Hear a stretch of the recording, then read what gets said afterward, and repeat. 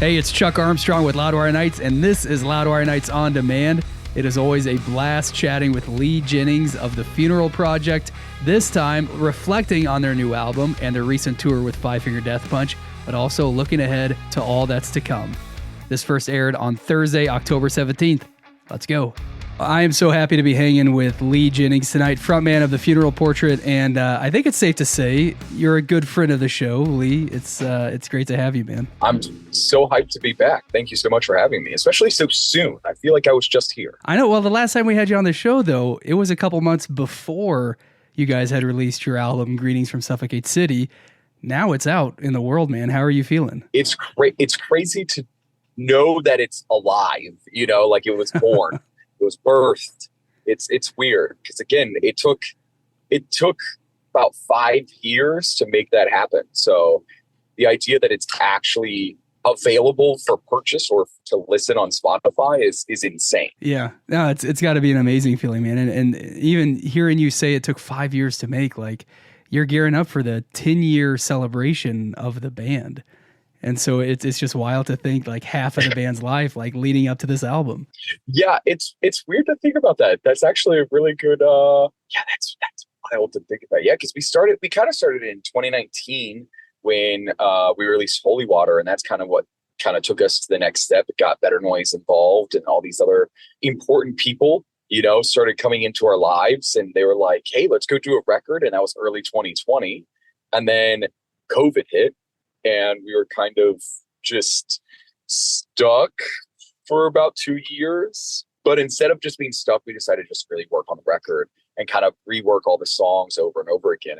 And I think it just took a little bit to get to where we want it to be. So, and I'm glad that it did take that long, because I think I don't think any of us would have been happy with the first go around of songs and everything we had for the record anyways. Well, and if the release of the album was the only thing we were celebrating, man, that's a lot. That's a lot to be excited about. But also you just wrapped up your tour with Five Finger Death Punch and Marilyn Manson and Slaughter to Prevail. And I remember when you were on this show, you couldn't even believe that The Funeral Portrait was being mentioned in the same breath as those bands. But man, when I saw you guys on that tour, when you took the stage, I mean, it was beyond clear that you belonged there. What was it like being on the road with them? It was really cool. It's weird because, like you said, like I remember talking to you about it. So we had probably just announced that we were going to do the tour, Yeah.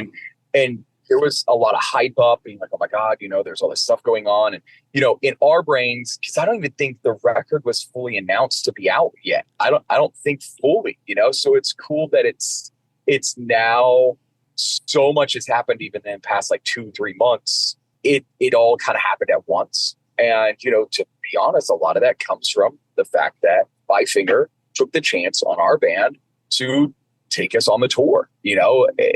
Because of them, we got to be on the radio. Because of them, we got to release the record.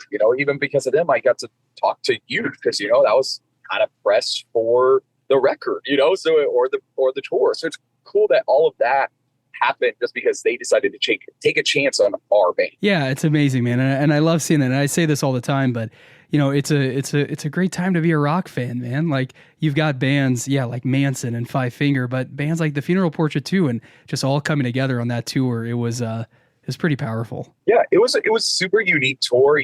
I was super hyped that we got included. Again, it's cool because some rock tours, that are going on currently, and this isn't me talking shit or anything, but like some of them are like not selling extremely well, or they're having to play smaller clubs or whatever it is. And that tour was packed out every single night. And it was packed out kind of early too. Like we would go up on stage, an hour after doors or an hour and a half after doors. And you wouldn't expect there to be a full arena, but there was still a full arena. Yeah, I love that, man. Yeah, people who showed up early, man, they got the perfect night of rock and roll for sure. And you're right, man. Everybody showed up early. It was amazing. It was amazing to see.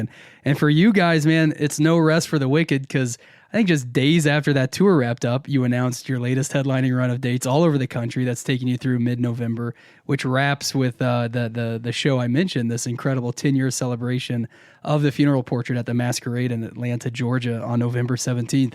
What runs through your head when you think about this band being around for a decade? It's weird because so much of it, was spent doing small clubs. You know what I mean? So much of it was just what tour could we be on? What could we be doing? It was way less about strategizing. It was more just being a band. It was just getting out there for shows and trying to meet new fans and grinding for so long.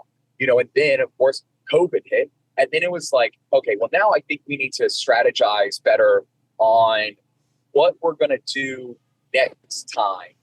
It's like, how can we release a song and really put the momentum behind it, or, make it a meaningful song, make it actually mean something, And I think once we started doing that, and once we started kind of building our brand a little bit tighter, and just putting way more thought into every movement, is when things started to actually work. And I think a lot of that comes from social media. We went on to social. I dove really hard into TikTok, and I dove really hard into Instagram, and it started popping extremely well. And then that's what led to us going on a tour late last year that was able to be like, oh, there's actually people here to see us. Oh, then we did one early this year, and it was like, oh wait, there's a lot more people actually here to see us. And it's like, we announced this tour like a few weeks in advance. Like, we didn't wait long. And a lot of it is because we're going on with that band, The Who, as well, the Mongolian rock band. And so we needed some dates around that. And so we were like, well, I don't want to just sit in an RV and do nothing. So we booked some last minute shows, and even those are selling extremely well, and those are doing well. And now it's like, now it's becoming like a real big thing. And in this Atlanta show, we wanted to do something special for Atlanta. That's where the band started. That's where the band's quote based out of, and what better way to do it than to celebrate the release of the record, 10 years of the band. We're going to have like all the icons from the music videos. We're going to have all them show up. We're going to have lots of special guests, lots of cool experiences. We're going to dress it up like, so at the Masquerade, there's 3 stages. There's Heaven, Hell, and Purgatory. Technically, I guess 4 now. They added a new one called Altar. And so we're playing the Hell stage. And that's the like 600 cap room. And we're going to dress it up like a prom, like our music video for Suffocating City. So that's kind of the whole deal, that, we're diving even more into the brand of what this band is, and, bringing the music videos to life, at that show. Awesome, man. That's going to be so much fun for everybody there. And I just love hearing that too, kind of just how you guys started. And, really the goal you had was, well, how do we play live music? How do we play more live shows? And then to see how that's grown over the last decade. And, it can get a little too inside baseball, I know, talking about charts and all of that. But it is worth celebrating, I think, the fact that you've achieved some incredible success on the rock radio charts this year with Suffocate City, a song that is one of the biggest songs in the country, man, being played on radio stations all over. It's amazing. Yeah, it's that. Okay, so that was kind of surprising. I think it's a little surprising for all of us, because again, like, because we can see going and playing a show, right? And you can see people reacting in real life. But when you talk about something like listening to a song on the radio or Spotify or whatever it may be, that's not anything that you can technically see, right? Like, yeah, I guess you can see a number move, but you don't see a person in a building. So for us, the idea of every week seeing this song chart a little bit higher, the first week it was like the most added song at rock radio. The first week it was added, it did some huge jumps at the beginning, and then when you get up closer to like 20 to 15, and then we got up to 10 to like 5.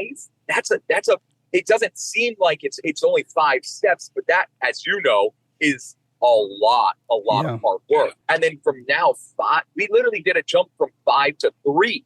And I was like, I thought, okay, to be real, all of us were like, listen, if we can get top 5, we're made. Like, we're good. Like, we could die happy. The song could go to rest. We can put it at ease. And then we got the call, it's number 3. And we're like, no way. And she's like, yeah, Bring Me the Horizon and Linkin Park are above you. And I'm like, okay, so we're going up against Linkin Park and Bring Me the Horizon now. Okay, yeah.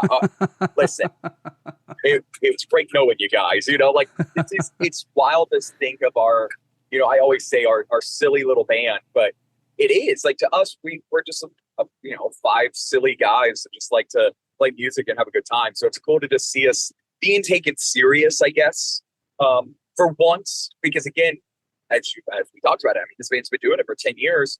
It's finally our time.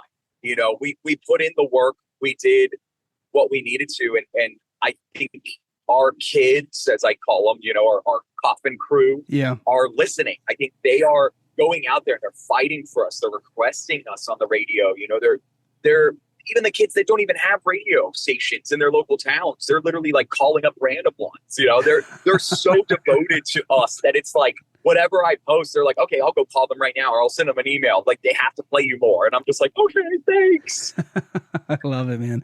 Well, and listen, we can talk about like those tangible successes too, and it's all important. But one of the things I love about you and the band too is just the honesty that you have with your fans, with the Coffin Crew. I mean, you talk about TikTok and Instagram. You share so much of your journey on social media. Yes. And for anybody who sees you guys play live, like, you leave it all on the stage. I mean, those 30 minutes of you guys opening that Five Finger tour, just nonstop intensity, nonstop energy. Like, you guys just, you let it all out. It's amazing. So I think that's the power of music, right? It's not just music that sounds good or that's fun to listen to, but music that you connect with on such a deep level. And that is a lot about you, man, like the honesty and the transparency that you operate with.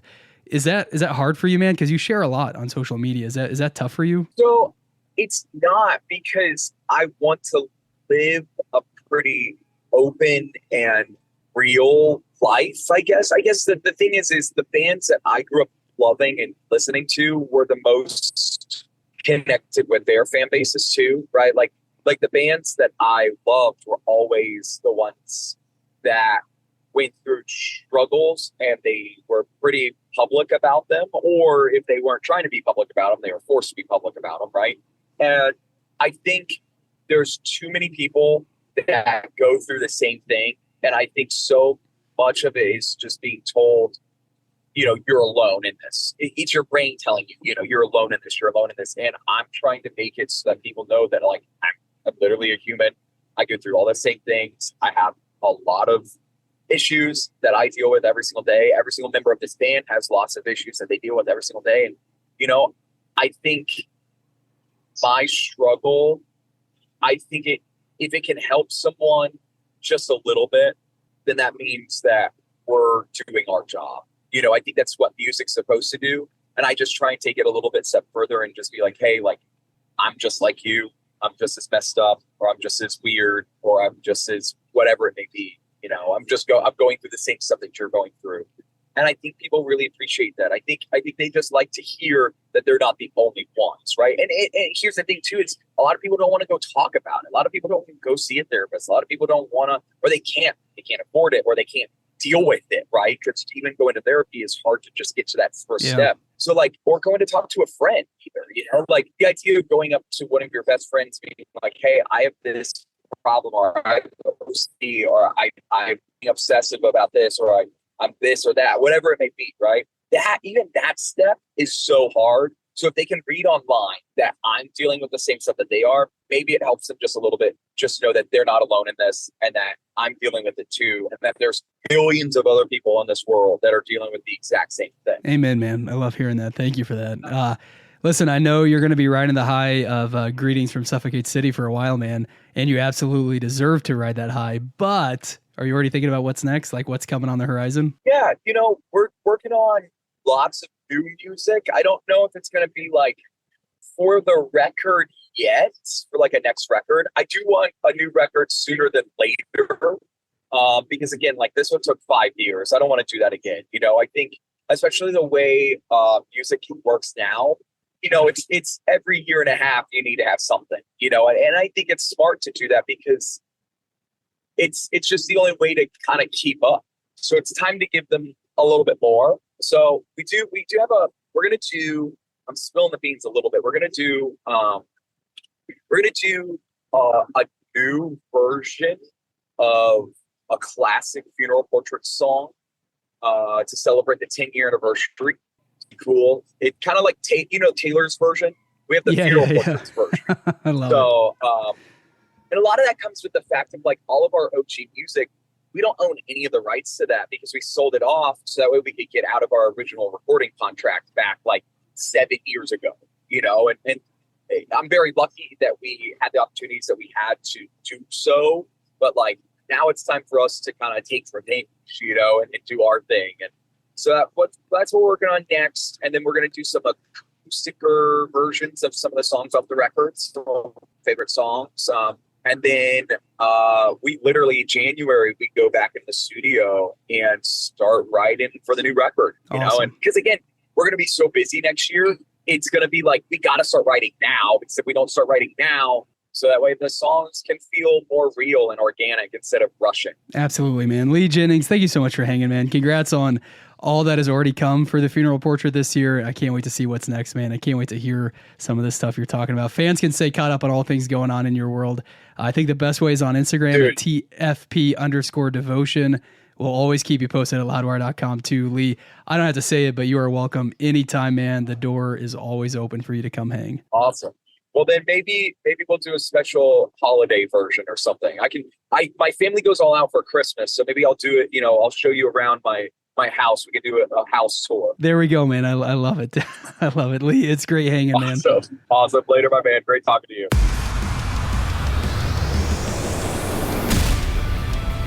That wraps up this episode of Loudwire Nights on Demand. Stay caught up with everything happening in the world of rock and metal on the Loudwire app and at loudwire.com.